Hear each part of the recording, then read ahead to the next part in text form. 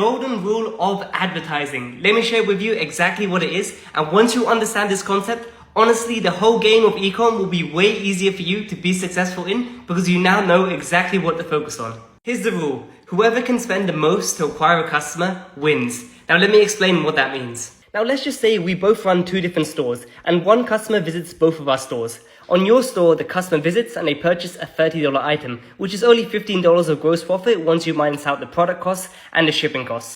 Now because you were selling a crappy dropship item that the customer didn't even like, once they received it, they decided they weren't going to buy from you again and they never visit your store again. So you only made the $15 gross profit from that one customer. Which inevitably means you can only afford to spend $15 to acquire a customer on Facebook or TikTok, or else you won't be profitable.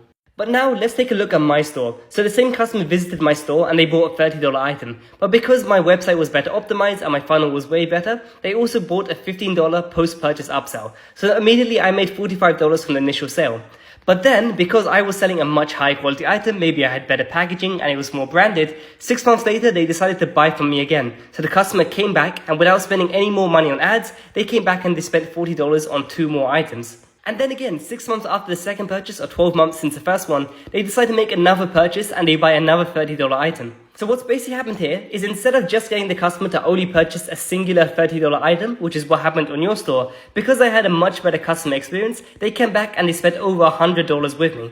And let's just say that comes out to $50 in gross profit, which basically means I can afford to spend $50 to acquire a customer, whereas you can only afford to spend $15 to acquire a customer using Facebook ads. So what's inevitably going to happen is because my numbers just work way better than yours does, I can afford to spend way more to acquire a customer without getting my margin squeezed super thin on Facebook. And inevitably that's going to lead me to scaling up way quicker than you ever can using Facebook ads and also make more profit than you in the long term.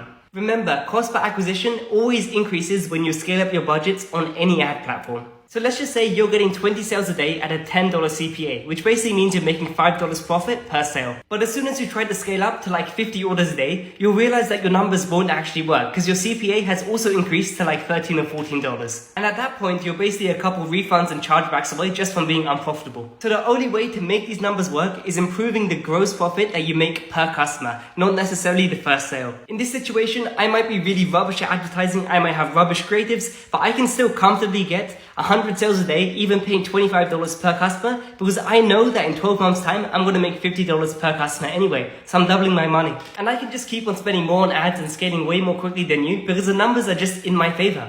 And if you take a look at all these billion-dollar brands, and not necessarily just ecom businesses, but fintechs, SaaS companies, food companies, all of them will spend more than they initially make from the first purchase a customer makes just to acquire that customer. Because they all know in 3 or 6 or 12 months time, that customer will buy from them again multiple times, and then they'll be in the green.